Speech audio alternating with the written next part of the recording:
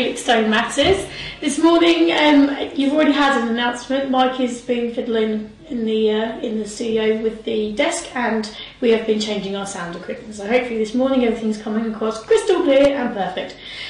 Anyway, moving swiftly on, and once again I am here talking about some issues around our town, and I am delighted to say that I have County Councillor Graham Newman with me again this morning. Good morning, Graham. Hello there, Sarah. How are you? I'm not too bad, yourself. I'm very well. We had a couple of testing days, but yes, you've been telling me that. It's all right. You've got a good weekend ahead, and we'll tell everybody what that is later on. Well, actually, better not actually. Well, we had a fantastic day last week, didn't we? We had the We certainly did with the torch in the town. I mean, that was splendid. And I think it was great how the whole town really turned out to see it. It was a bit like sort of Christmas light switch on, wasn't it, really, in terms of its popularity? Everyone was there. And of course the sunshine. I know. The thing was up the road in Aldborough or something, it absolutely poured there, and yet the weather seemed to lift in the afternoon, and we got the benefit of that, really. Well, it was funny because I was so nice. Walking down here first thing in the morning, and I was just facing the fog, because there was fog rolling in over the tops of the houses over there, and I thought, oh no, here we go, it's going to look terrible. And then lunchtime, well, we are blessed in Phoenix, so we have our own climate here. We definitely have a microclimate. I mean, just when you drive across Trimley Heath sometimes, you see, here comes the cloud and the rain, and it hasn't actually rained in Felixstowe at all. That thunderstorm last night was quite impressive. It certainly was. Had the lights off at one point. Oh, yes. Yes, we did. And I apologise for not seeing you, because obviously I was occupied in the bus. But how was it going on down at the Triangle? Because were you down at the Triangle? Well, I was down at the Triangle. I was down with the sort of the town council stand, and we were down there giving out sweets and flags and such like, which was quite good fun, and I think just added to the general ceremony of the situation. So it was good. What was the response from the people around that area? Were they sort of happy about it? Were they really buzzing? Because as I went past, everyone seemed to have a really good time. Was there anyone saying, "Oh, why are we doing this?" No, I think people who were saying, "Why are we doing this?" probably stayed at home anyway. They didn't come out to sort of stand in the street and say, "I really hate this day and I'm not coming out." But no, there was a good ambience down there. I mean, there was a huge response to it when it actually did come through. Yeah. I think I was sort of hoping that the chap would actually be running with it. In fact, he was walking with it along there by the taxi stand, and that for me was a bit of an upset. But actually, I got to hold a torch myself on Saturday, because there was Suffolk Youth Sports actually got over in Bury St Edmunds. In the grounds of the Abbeyfield Leisure Centre there, which is also in the grounds of King Edward. I believe our boys were there, weren't they? I think we did have some people there from Felixstowe. Yeah, there was certainly a Suffolk coastal group of people there. But of course, the torch. There was someone who got a torch which had been used in one of the previous relays in Suffolk. So I've got some nice photographs of me holding this torch, which I have to tell the viewers is completely inappropriate, because we can't run anywhere. A bit of cycling, but no running. So there we are. We had the torch in here yesterday, so we've got lots of photographs as well. There's something weird about it, isn't it? You hold it and you just want to go, yes! And I'm sort of thinking about later on in the year when it will be election time. I'd quite like to be seen in my photograph holding this torch. The winner's torch, but there we are. That's not. But that was great. Get presumptive about that. Oh no! It'll be a knighthood. I think if anyone was going to get anything in Felix, so we need to have some more knighthoods. Add to Doreen's collection. Yeah, that's right.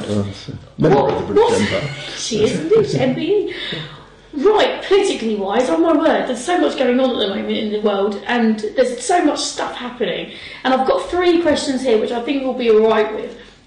I'm going to start with one that we have spoken about already. The government at the moment obviously is talking about all these benefits cuts, and there is a phenomenal amount of people on benefits at the moment. How do you think, if they do implement some of these cuts, how do you reckon that's going to have a knock-on effect on the young people? Because obviously the young people who you deal with, how do you reckon that's going to have an impact on families and learning and things? Well, I mean, at the moment anyway, there's a lot of speculation about what might happen. And I don't think there's very much flesh on those bones of sort of outlined things. It's quite interesting. Last week we had the Citizens Advice Bureau annual general meeting. Yeah. And when you think around our town, there are sort of there's ways of sort of showing deprivation in an area. One of the measures of those is called the ACORN data. Right. And that's quite a lot is perceived on your purchasing habits, and they collect all that stuff from where you spend your credit card, where you use a store card, and the sort of stuff you buy on the store card. So when they look at my receipts from Lidl's, they can see that I'm buying the cheapest cereal. We know what sort of person you are. They'll be thinking. But I mean, the interesting thing about that is it produces 5 basic groups of people, and bottom of those are hard pressed or of moderate means. Now, 70% of households in Felixstowe are reckoned to be above those 2 levels. So you would think probably we ought to be having relatively little deprivation in the town. And yet, down at the CAB, the number of people pitching up there with debt problems at the moment is unbelievable. It's well into the thousands.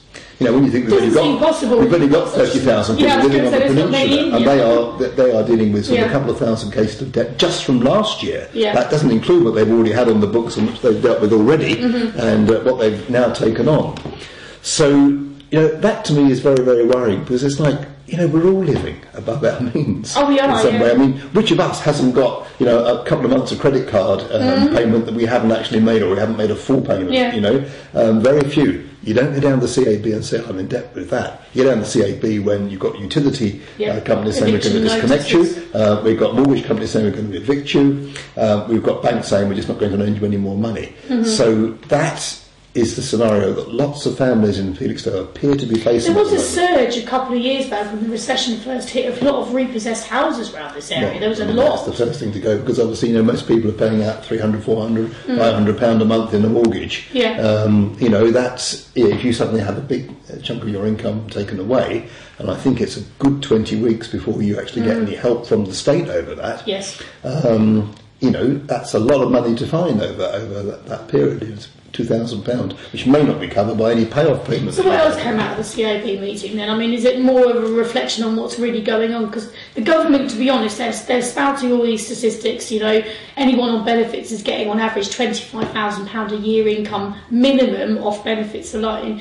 They're spouting all these figures, but when it actually comes down to it, I mean, how are the CAB noticing changes? I mean, what came out of the meeting other than people in debt? I think just the increased number of financial advisors they need, and contacts they're having to make with other organisations that give support over benefits and such like. But I think as we were sort of talking about it earlier on, a big concern for me is the fact that I'm sure that the fathers of the social security system in this country, which perhaps came about largely after the Second World War, I'm sure they never intended people to be solely dependent, really. Solely dependent on benefit, and particularly between generations. Like, say, you grow up in a family where mum and dad are both claiming benefits. So what different do you know? Nobody gets up at 7:30 to go to work. Everyone's sitting in bed at 10 o'clock and thinking about, should I have a fried breakfast or something, or possibly something less if they can't afford that. But, I've got a relative in my family who is living off state benefits, and actually she's doing remarkably well. And she's living in quite a comfortable house in Ipswich. I don't know that she's going short of anything. I suppose you can say, well, perhaps she's doing a better thing in the sense that she's bringing up her young lad, who's now 3, and she's bringing him up very well. I mean, she spends a lot of time with the boy, and so she really is doing the motherhood thing, with aplomb. So I'm not disputing that. But is it right that, she's there unsupported by anybody else and just completely dependent on benefits? I mean, there's something that's quite right about it. I don't want to make rules for anybody. Every politician who makes rules for society ends up in trouble. You only have to think about John Major with Back to Basics and all that nonsense, and then he was found to be himself wanting. We've all got those issues. I was going to say, there is all them ones, I don't think I have, but, I would like to. But there's always this thing where it's like, the other side of it as well is people who are not on benefits, the children themselves often don't have a family unit anymore because both mum and dad have to work. And there's now a whole generation of grandparent mothers and fathers. They're the grandparents, they've had the children have grown up, they've now had kids, and they're finding themselves as childminders. I mean, there is an impact on I think young people coming up through this society at the present time, I think in the next 10, 15 years, don't quite know what their actual view is going to be on society. And that's obviously the worry that I have working with young people now, and I see it in some of them. Their motivation's gone. they don't have any motivation whatsoever to be employed. They don't have any goals, they don't have any aims. And I'm not generalising, a lot of them don't. You know, so what do you want to be when you're older? I don't know. Or what do I have to go to my exam today? I don't in know. Those 4 words, you have summed it up. You know, I don't know. In fact, it's 3 words. Yeah, and I can't even do that much key stage 2 maths, but still. And I think there's a very important point in terms of my particular role at the County Council, which is the lead member for education and young people. I'm very proud to have that role. But that's why the County Council, I think, is looking very hard at what we're doing in schools and has come out with this Raising the Bar initiative. Yeah. Because what we're seeing is, in this county, actually, our performance at sort of national examinations at age 16 is not as good as it should be. It's not as good as the national average. And it's way below places even like London Borough of Hackney. Well, I mean, you know, you think we've got deprivation in Felixstowe. Yes. If you take a school in Hackney, it will have a third of its kids will be on free school meals, a third of its kids will not have English as their first language, probably a third of the children will have a special educational need. Yeah. And yet they're doing streets ahead of us at the moment. And I mean, it has been put to me, because I've spoken to some national experts on this sort of thing, actually it's very edgy in places like Hackney. You know, life is really a battle to survive. Yeah. And actually we don't have that so much in Suffolk. You know, we're more comfortable and we love that. Yeah. But actually that sort of comfort, like, you know, here in this town... It's a general complacency. Yeah, we've got the port on our doorstep. Yeah. The port has historically been a tremendous employer, not necessarily with the port of Felixstowe itself, but certainly on the peripheral industry. You know, most people can say, well, if I can drive a car, if I can drive a vehicle, I can probably get a job in the port. You know, if I'm prepared to put a bit of hard labour in, I can strap a container to a ship deck. That sort of work has always been there and has historically paid quite well.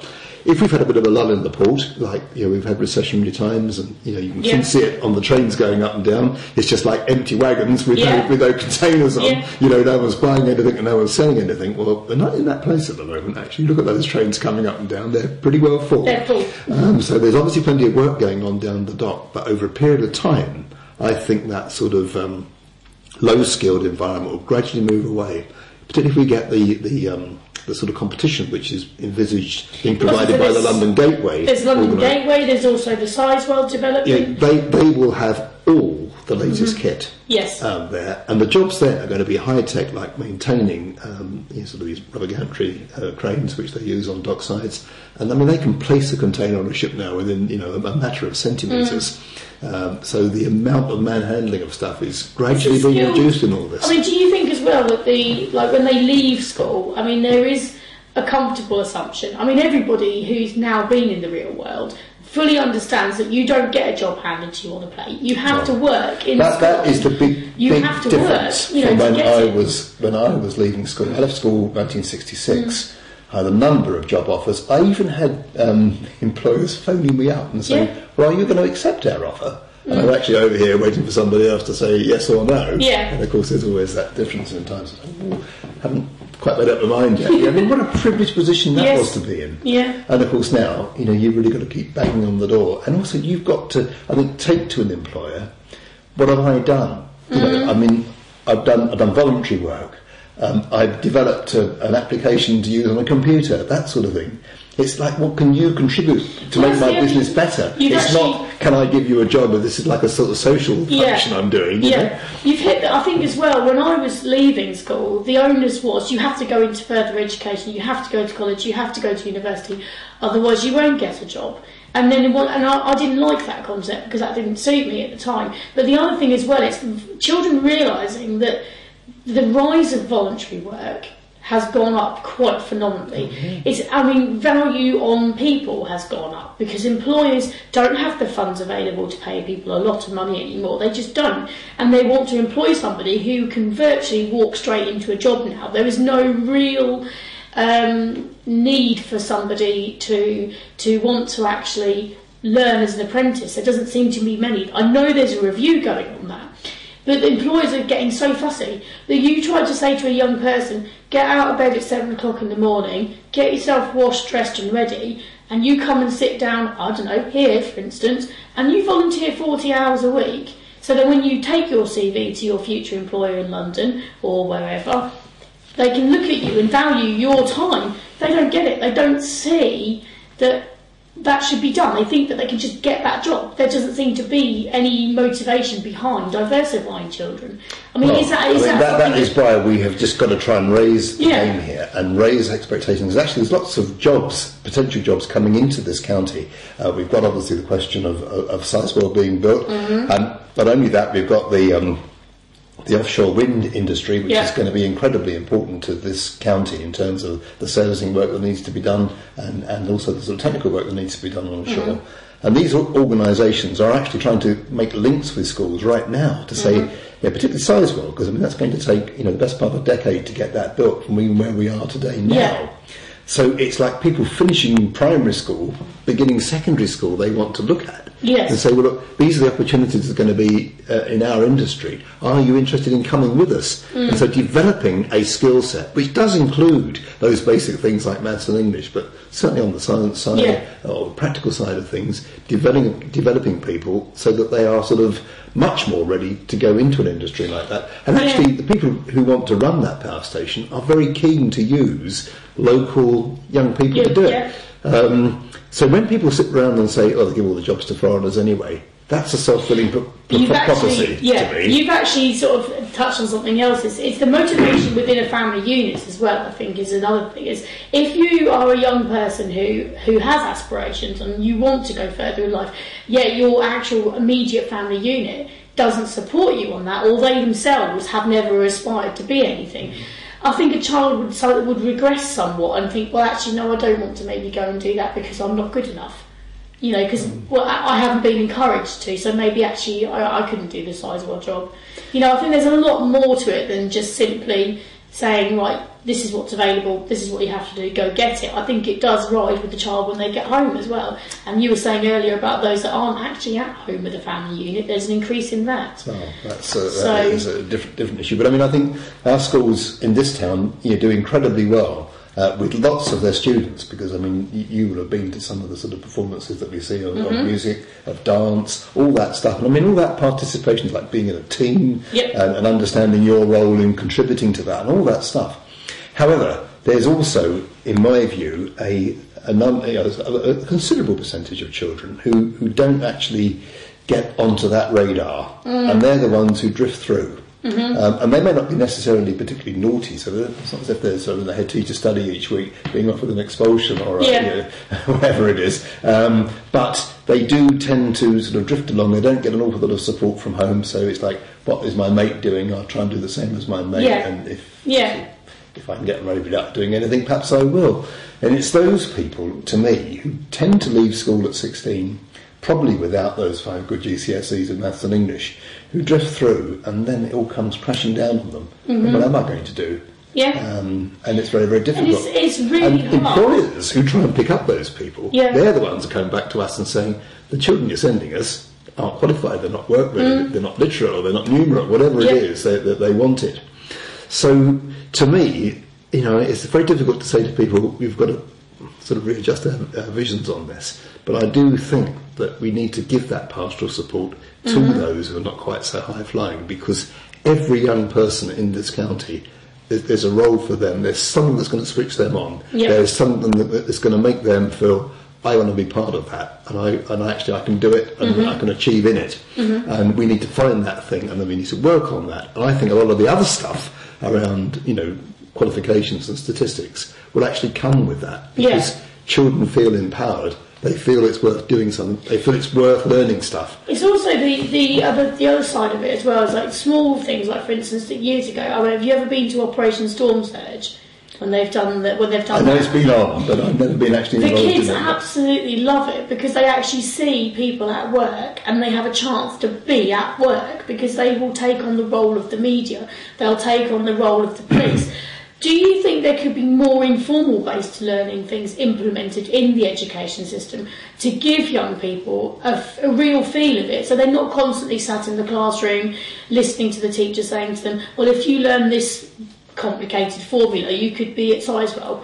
More excursions maybe to actually show the young people, because if they're not given those opportunities, if they never leave their house, if they never see the world because they get home and they're straight in front of their Xbox, or they get home and they're straight looking after a younger sibling in the family, if they don't get that from the home time, Do you reckon the education system should add more informal learning based? Well, I think that's very important. It's quite interesting, actually, that Academy's Enterprise Trust, who of course now the sponsor for our own local secondary school, they are starting their own apprenticeship schema to take young people forward, and I think they will be working with those children in their sort of final school years, so that they are in a better place to start work. Yeah. And I think that's an incredibly valuable scheme. I know also that AET are working very hard with local employers to forge those opportunities and those links, which gives young people the sort of... Steve has really been going for it, hasn't he? He's been talking to a lot of people saying, could you take on somebody? I mean, the other thing is working... Well, I just want to come back on that point, because we have the port here, which is wonderful, and it probably gives us an overall low level of employment in this town. We've got a industrial park up at Martlesham, which is obviously a major source of employment, and high-value employment too. Next biggest employer in Suffolk Coastal is actually Tesco's, and lots of jobs there really are minimum wage or just above. If you're paying more than minimum wage, you're doing quite well.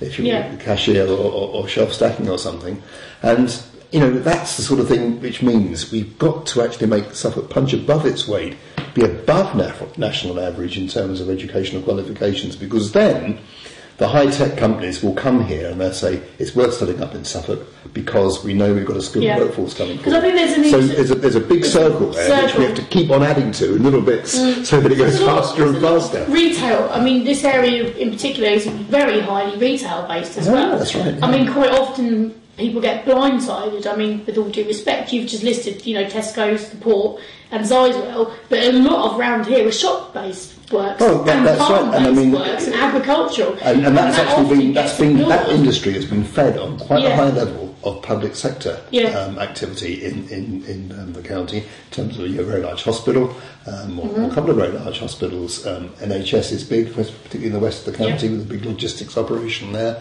And actually what we're seeing is government taking money out of public services, just not spending as much there. So I know lots of people in quite senior positions who've lost their jobs. Either they've been given early retirement or they've taken redundancy, depending on their age.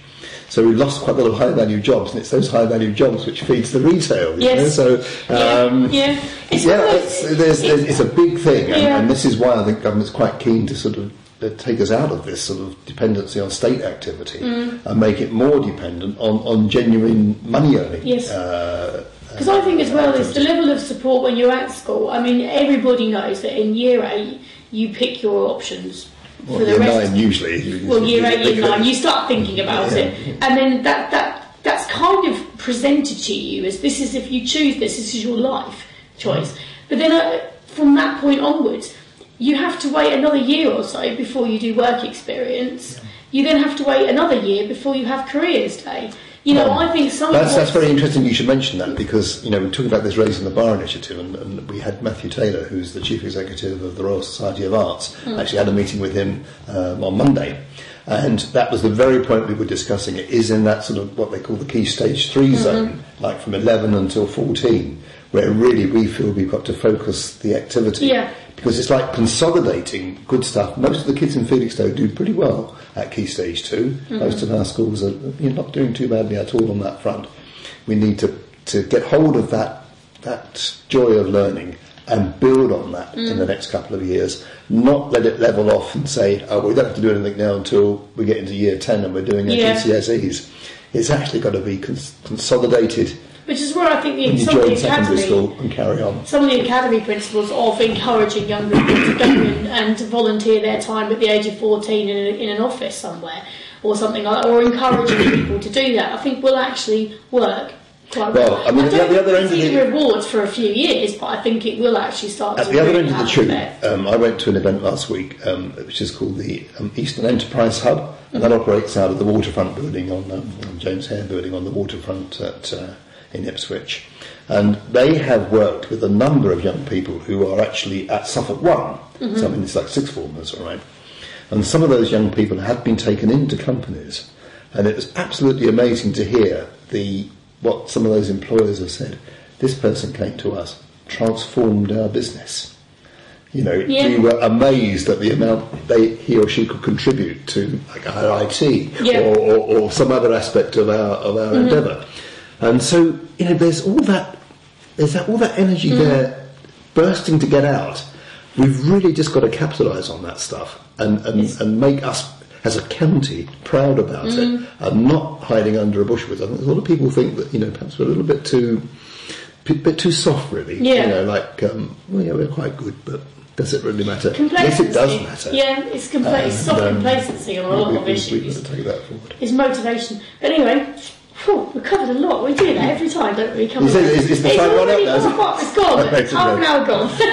Well, Graham, once again, it's been a pleasure, and I think I'm seeing you in about 3 weeks' time, aren't I? I think someone's booked around August. That's right. We've been busy booking you in. But it's been a pleasure. Thank you very much for coming in. Thank you too. No worries. And thanks to the viewers too for watching. Thank you very much once again for tuning in, and obviously Graham's video will be allowed to be watched on our archive section as of the next 24 hours. It will be appearing on the schedule as well, so you have plenty of opportunities to catch up on if you missed any of Graham's points, and you can have a look at them and contact him if you want. He's easily approachable. Get your FTV player, that's all we can do. You don't mind. But anyway, once again, thank you very much for tuning in and watching, and I shall hopefully be joined by the chairman of the Chamber of Commerce. I said I'm very hopeless at saying that in one word, Andrew Roden, tomorrow morning, so watch out. Thank you very much for watching. See you all later. Bye bye.